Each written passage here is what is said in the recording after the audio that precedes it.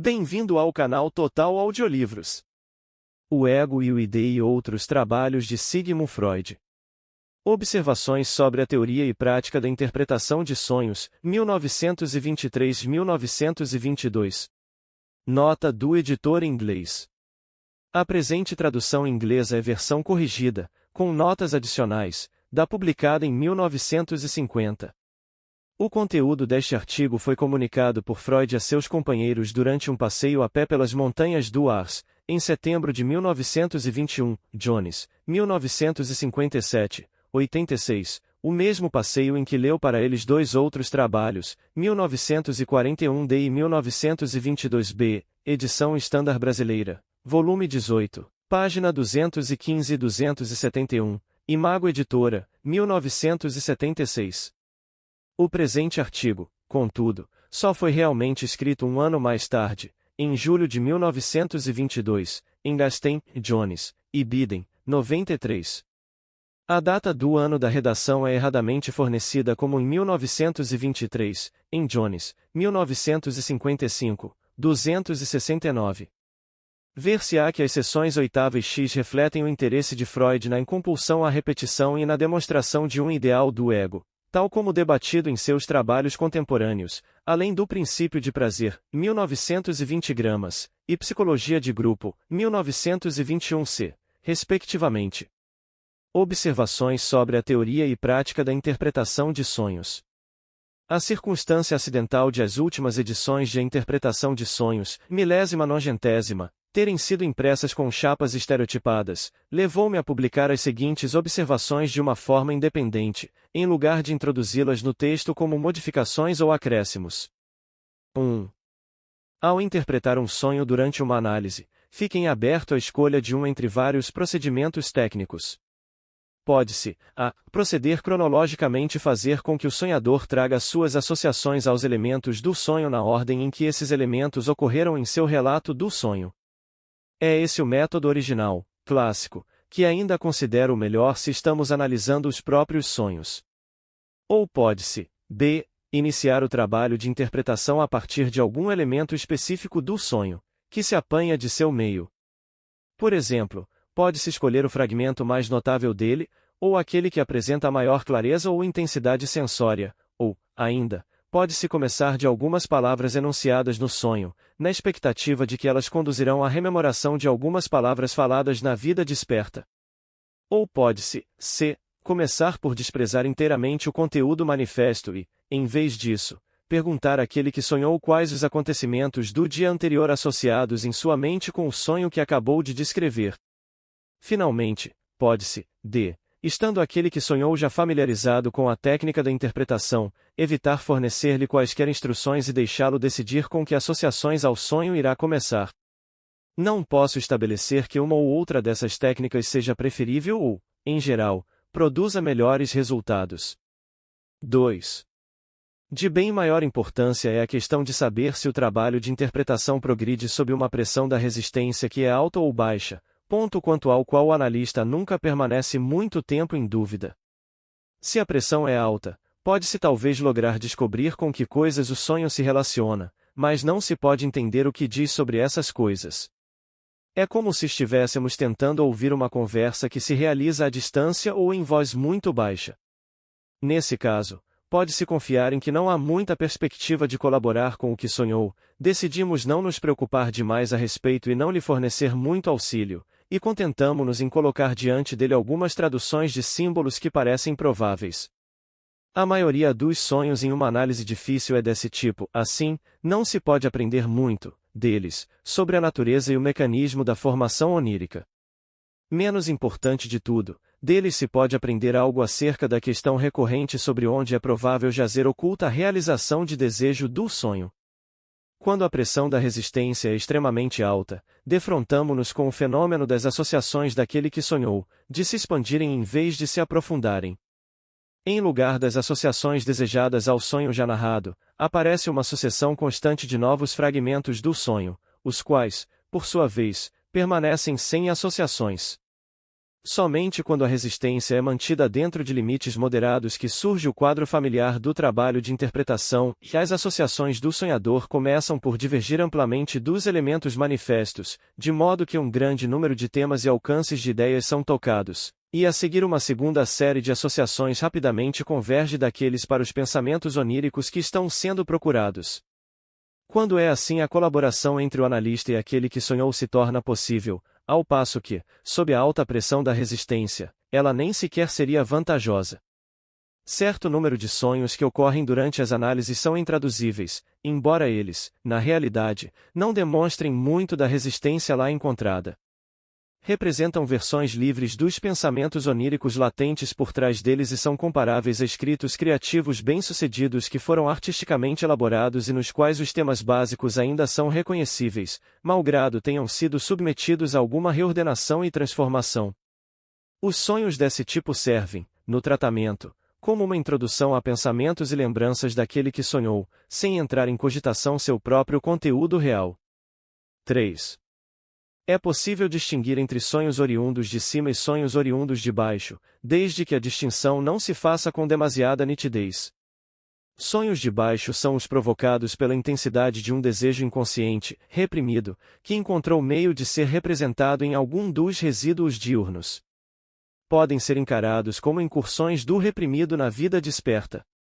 Os sonhos de cima correspondem a pensamentos ou intenções do dia anterior que durante a noite conseguiram obter reforço de um material reprimido excluído do ego. Assim sendo, a análise via de regra despreza esse aliado inconsciente e logra êxito em inserir os pensamentos oníricos latentes na contextura do pensamento desperto. Essa distinção não exige modificação na teoria dos sonhos. 4. Em algumas análises, ou em determinados períodos de uma análise, pode aparecer um divórcio entre a vida onírica e a vida desperta, como o divórcio entre a atividade da fantasia e a vida desperta encontrado na história continuada, um romance em devaneios. Nesse caso, determinado sonho parte de outro, tomando como ponto central algum elemento antes ligeiramente aflorado em seu predecessor, e assim por diante. Descobrimos, porém, com muito mais frequência, que os sonhos não se ligam uns aos outros, mas são interpolados numa série sucessiva de parte do pensamento desperto. 5. A interpretação de um sonho incide em duas fases, e a fase em que é traduzido e a fase em que é julgado ou seu valor foi determinado. Durante a primeira não devemos permitir-nos ser influenciados, por nenhuma consideração, para a segunda fase. É como se tivéssemos à frente um capítulo de alguma obra em língua estrangeira, da autoria de Lívio, por exemplo. A primeira coisa que se deseja saber é o que Lívio diz no capítulo, e depois disso surge a discussão, saber se o que foi lido é uma narrativa histórica, uma lenda ou uma digressão por parte do autor. Que conclusões se pode extrair de um sonho corretamente traduzido? Parece-me que a prática analítica nem sempre evitou erros e avaliações em demasia sobre esse ponto, em parte devido a um respeito exagerado pelo inconsciente misterioso. É muito fácil esquecer que um sonho, via de regra, é simplesmente um pensamento como outro qualquer, tornado possível pelo relaxamento da censura e pelo reforço inconsciente, e deformado pela operação da censura e pela revisão inconsciente. Tomemos como exemplo os chamados sonhos de restabelecimento. Se um paciente teve um sonho desse tipo, no qual parece abandonar as restrições de sua neurose, por exemplo, superando alguma fobia ou abandonando alguma ligação emocional, ficamos inclinados a pensar que ele deu um grande passo à frente, que está apto a ocupar seu lugar em um novo estado de vida, começou a confiar em seu restabelecimento, etc. Isso a miúde pode ser verdadeiro, porém com a mesma frequência tais sonhos de restabelecimento só têm o valor dos sonhos de conveniência, significam um desejo de estar bem, afinal, para evitar outra parte do trabalho de análise que sentimos estar diante. Nesse consenso, os sonhos de restabelecimento ocorrem muito a miúde, por exemplo, quando o paciente está a ponto de ingressar numa fase nova e desagradável da transferência. Está se comportando nisso exatamente como certos neuróticos que, após algumas horas de análise, declaram que ficaram curados, por quererem fugir a todo o desprazer fadado a surgir para discussão na análise. Os que padecem de neuroses de guerra abandonam seus sintomas porque a terapia adotada pelos médicos militares conseguiu tornar o estar doente ainda mais inconfortável do que servir na frente de batalha, e em ambos os casos as curas igualmente mostraram ser apenas temporárias. 6. Absolutamente não é fácil chegar a conclusões gerais sobre o valor dos sonhos corretamente traduzidos. Se está ocorrendo no paciente um conflito em virtude da ambivalência, o surgimento, nele, de um pensamento hostil deveras não implica uma derrota permanente de seu impulso afetuoso, quer dizer, uma resolução do conflito, tampouco nenhuma implicação desse tipo decorre de um sonho com um conteúdo semelhantemente hostil. Durante um conflito como esse, decorrente da ambivalência, há a miúde 2 sonhos todas as noites, cada qual representando uma atitude oposta. Nesse caso, o progresso reside no ato de se ter logrado um isolamento completo dos 2 impulsos contrastados, podendo cada um deles, com o auxílio de seus reforços inconscientes, ser acompanhado e entendido até seus limites extremos. E, se algumas vezes acontece ter sido esquecido um dos 2 sonhos ambivalentes, não devemos deixar-nos levar à suposição de que uma decisão foi tomada em favor de determinado lado. Ter-se esquecido de um dos sonhos realmente demonstra que, no momento, determinada tendência está em ascendência, mas isso procede apenas para o dia, e pode ser modificado. A noite seguinte talvez possa trazer a expressão oposta para o primeiro plano. Só se pode determinar o verdadeiro estado do conflito levando-se em consideração todas as outras indicações, inclusive as da vida desperta. 7. A questão do valor a ser atribuído aos sonhos está intimamente relacionada a outra questão de sua suscetibilidade à influência da sugestão por parte do médico. Os analistas podem, a princípio, ficar alarmados à menção dessa possibilidade. Numa segunda reflexão, contudo, esse alarma cederá lugar ao entendimento de que influenciar os sonhos do paciente constitui menos um erro grosseiro por parte do analista ou uma infelicidade para ele, do que a orientação dos pensamentos conscientes do paciente. O fato de o conteúdo manifesto dos sonhos ser influenciado pelo tratamento analítico não necessita de provas. Ele decorre de nosso conhecimento de que os sonhos se originam da vida desperta e elaboram material dela derivado. As ocorrências durante o tratamento analítico estão naturalmente entre as impressões da vida desperta e logo se tornam algumas das mais poderosas delas.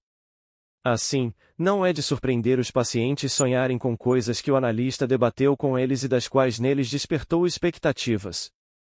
Pelo menos, não é mais surpreendente do que aquilo que está implícito no fato conhecido dos sonhos experimentais. Daqui, porém, nosso interesse passa para a questão de saber se os pensamentos oníricos latentes, a que há de se chegar pela interpretação, também podem ser influenciados ou sugeridos pelo analista.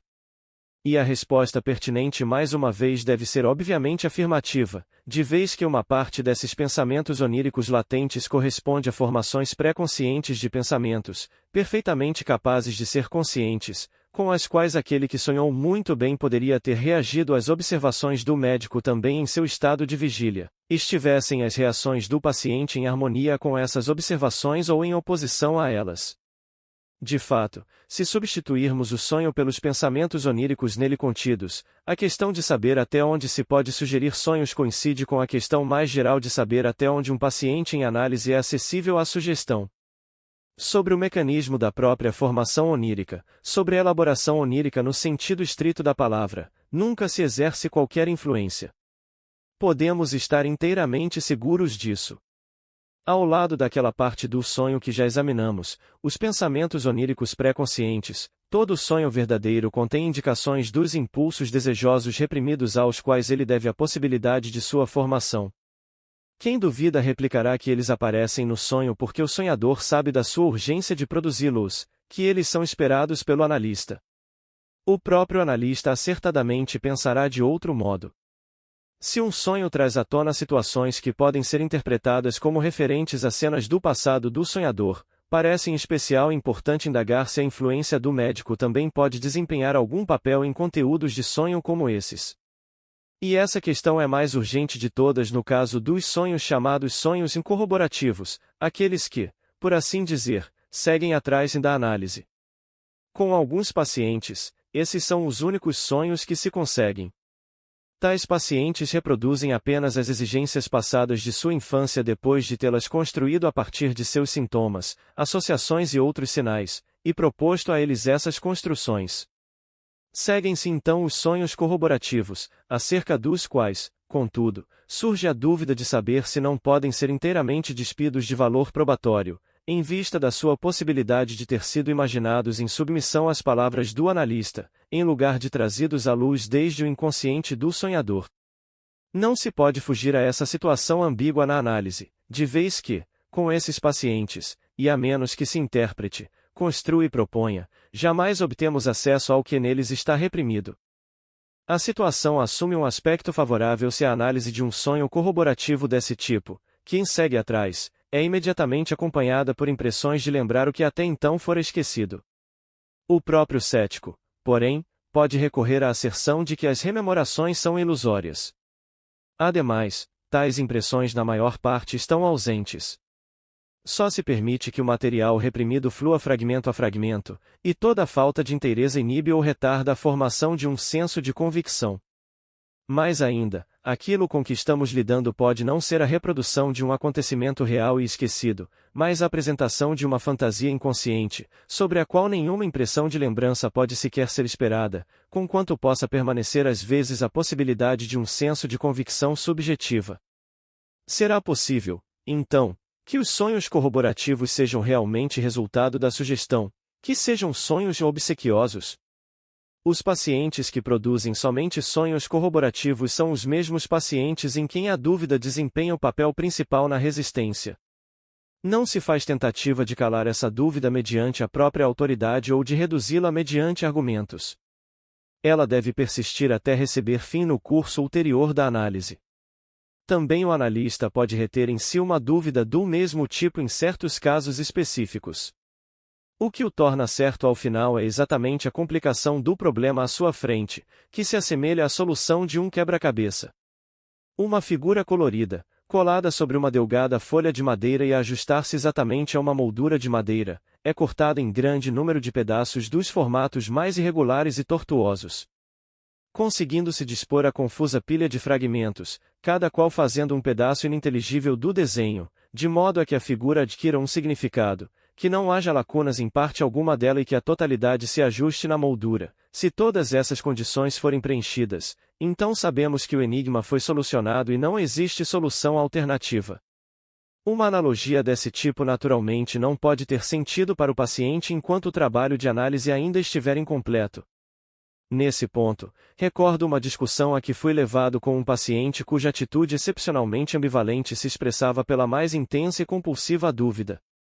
Ele não discutia minhas interpretações de seus sonhos e ficava muito impressionado com sua adesão às hipóteses que eu apresentava. Perguntava, porém, se esses sonhos corroborativos não poderiam ser expressão de sua submissão para comigo. Apontei que os sonhos também trouxeram à tona uma quantidade de pormenores os quais eu não poderia suspeitar, e que, afora isso, sua conduta no tratamento não se caracterizara precisamente pela submissão ao que ele passou para outra teoria, perguntando se seu desejo narcísico de ser curado não poderia tê-lo feito produzir esses sonhos, visto afinal de contas eu haver-lhe apresentado uma perspectiva de restabelecimento, pudesse ele aceitar as minhas construções. Só pude responder que ainda não deparara com nenhum mecanismo de formação onírica desse tipo. Chegou-se, porém, a uma decisão por outro caminho. Ele relembrou alguns sonhos passados, antes de iniciar a análise, e, de fato, antes que tivesse sabido qualquer coisa sobre ela e a análise desses sonhos, que estavam livres de toda suspeita de sugestão, conduziu às mesmas interpretações que os posteriores. Na verdade, sua obsessão pela contradição mais uma vez encontrou saída na ideia de que os primeiros sonhos tinham sido menos claros que os ocorridos durante o tratamento. No entanto, fiquei satisfeito com a sua semelhança. Penso ser, em geral, um bom plano manter de tempos em tempos em mente o fato de as pessoas terem o hábito de sonhar antes que existisse uma coisa chamada psicanálise. 8. É bem plausível acontecer que os sonhos durante a psicanálise consigam trazer à luz a coisa reprimida em grau maior do que os sonhos tidos fora dessa situação. Isso, porém, não se pode provar, de vez que ambas as situações não são comparáveis. O emprego dos sonhos na análise é algo muito afastado de seu propósito original. Em compensação, não se pode duvidar de que, dentro de uma análise, muito mais a coisa reprimida vem à luz em vinculação com sonhos que por qualquer outro método. A título de explicação, deve haver algum poder motivador, alguma força inconsciente mais bem capacitada a conceder apoio aos propósitos da análise durante o estado de sono, que em outras ocasiões. O que está em pauta não pode ser outro fator senão a submissão do paciente em relação ao analista, derivada de seu complexo paterno. Em outras palavras, a parte positiva daquilo que chamamos de transferência e, de fato, em muitos sonhos que recordam o antes esquecido e reprimido, é impossível descobrir qualquer outro desejo inconsciente a que se possa atribuir a força motivadora para a formação do sonho. Desse modo, se alguém deseja sustentar que a maioria dos sonhos utilizáveis em análise são sonhos obsequiosos e devem sua origem à sugestão, nada se pode dizer contra essa opinião, do ponto de vista da teoria analítica. Nesse caso, preciso apenas acrescentar uma referência ao que já disse em minhas Introductory Lectures, 1916-2017, Conferência 28, onde tratei da relação entre a transferência e a sugestão, e demonstrei quão pouco a fidedignidade de nossos resultados é afetada por um reconhecimento da operação da sugestão em nosso sentido. Em Além do Princípio de Prazer, 1920 gramas, edição Standard Brasileira, volume 18, página 31 e seguintes. Imago Editora, 1976. Tratei do problema econômico de como aquilo que, sob todos os aspectos, constitui experiências aflitivas do primitivo período sexual infantil, pode conseguir êxito em forçar sua passagem a algum tipo de reprodução. Fui obrigado a atribuir-lhes um impulso ascendente extraordinariamente forte, sob a forma de incompulsão à repetição, uma força capaz de superar a repressão que, em obediência ao princípio de prazer, pesa sobre ela, ainda que somente após o trabalho do tratamento ter ido encontrá-la meio caminho e afrouxado a repressão. Podemos acrescentar, aqui, ser a transferência positiva que dá essa assistência à compulsão à repetição. Assim, fez-se uma aliança entre o tratamento e a compulsão à repetição, aliança que, em primeira instância, é dirigida contra o princípio de prazer, e cujo propósito final, porém, é o estabelecimento do domínio do princípio de realidade. Como demonstrei na passagem a que estou me referindo, muito a miúde acontece a compulsão à repetição a abandonar suas obrigações sob essa aliança e não se contentar com o retorno do reprimido simplesmente sob a forma de imagens oníricas. Tanto quanto eu possa perceber, no momento, os sonhos ocorrentes em uma neurose traumática constituem as únicas exceções genuínas de Biden, volume 18, página 48 e seguinte, e os sonhos de punição as únicas exceções aparentes de Biden, volume 5, página 593 e seguinte, Imago Editora, 1972. A regra de que os sonhos se orientam para a realização de desejos. Na última classe de sonhos, deparamos com o fato notável de que, na realidade, nada pertencente aos pensamentos oníricos latentes é aproveitado no conteúdo manifesto do sonho. Ao invés, aparece algo inteiramente diferente, que deve ser descrito como uma formação reativa contra os pensamentos oníricos, uma rejeição e contradição completa deles. Uma ação assim ofensiva contra o sonho apenas pode ser atribuída à instância crítica do ego e, portanto, deve-se presumir que o último, provocado pela realização inconsciente de desejos, foi temporariamente restabelecido, mesmo durante o estado de sono. Ele poderia ter reagido ao conteúdo indesejado do sonho pelo despertar, mas descobriu na construção do sonho de punição um meio de evitar uma interrupção do sono. Por exemplo, no caso dos bem conhecidos sonhos do poeta Rosegger, que debatia a interpretação de sonhos de Biden, volume 5, páginas 505-10, temos de suspeitar da exigência de uma versão recalcada, com um texto arrogante e jactancioso, no sonho real ao dizer-lhe, e você é um oficial de alfaiate incompetente. Naturalmente, seria inútil buscar um impulso desejoso reprimido como força motivadora para um sonho manifesto como esse, temos de nos contentar com a realização de desejo de autocrítica. Uma estrutura onírica dessa espécie provocará menos espanto se considerarmos quão frequentemente a deformação onírica, agindo a serviço da censura, substitui um elemento específico por algo que é, em um ou outro sentido, seu oposto ou contrário. Daí, é apenas um curto passo para a substituição de uma parte característica do conteúdo do sonho por uma contradição defensiva, e um passo mais adiante conduzirá à substituição de todo o conteúdo onírico objetável pelo sonho de punição. Gostaria de fornecer alguns exemplos característicos da fase intermediária na falsificação do conteúdo manifesto. Eis aqui um extrato do sonho de uma moça com forte fixação no pai, e que tinha dificuldade de falar durante a análise. Estava sentada em um quarto com uma amiga e vestida apenas com um kimono. Um cavalheiro entrou e ela se sentiu embaraçada. Ele, porém, disse: "Ora, essa é a moça que certa vez vi tão bem vestida." O cavalheiro representava a mim, e, mais atrás, o pai. No entanto, nada podemos aproveitar do sonho, a menos que nos decidamos a substituir o elemento mais importante na fala do cavalheiro pelo oposto: "Essa é a moça que certa vez vi despida e que parecia tão bonita então." Quando era criança de 3 ou 4 anos, dormira por algum tempo no mesmo quarto que o pai, e tudo leva a sugerir que costumava atirar para trás as roupas em que estava, em seu sono, para agradar ao pai. A repressão subsequente de seu prazer de exibir-se era o motivo para sua reserva no tratamento, seu desagrado por mostrar-se abertamente. Agora, outra cena do mesmo sonho. Ela estava lendo seu próprio caso clínico, que tinha diante dela, impresso. Ali estava a afirmação de que um jovem assassinava sua amada, Chocolate, o que se inclui em erotismo anal. Essa última frase era um pensamento que ela tivera no sonho, a menção de Chocolate. A interpretação desse fragmento do sonho foi ainda mais difícil que a anterior. Surgiu por fim que, antes de ir dormir, ela estivera lendo Minha History of Infantile Neurosis, em 1918b, cujo ponto central é a observação real ou imaginada, por parte de um paciente, dos pais copulando. Ela antes já havia relacionado esse caso clínico ao seu, e isso não constituía a única indicação de que, também em seu caso, havia a questão de uma observação da mesma espécie. O jovem assassinando sua amada era uma referência clara a uma visão sádica da cena de cópula. Porém o elemento seguinte, Chocolate, era muito afastado da cena. Sua única associação a chocolate era o costume de sua mãe dizer que o chocolate dava dor de cabeça, e ela sustentava haver escutado a mesma coisa de outras mulheres. Ademais, identificar-se em certa ocasião com sua mãe, mediante dores de cabeça parecidas com as de sua mãe. Pois bem, eu não podia descobrir qualquer vínculo entre os dois elementos do sonho, exceto supor que ela desejava efetuar um desvio das consequências da observação do coito.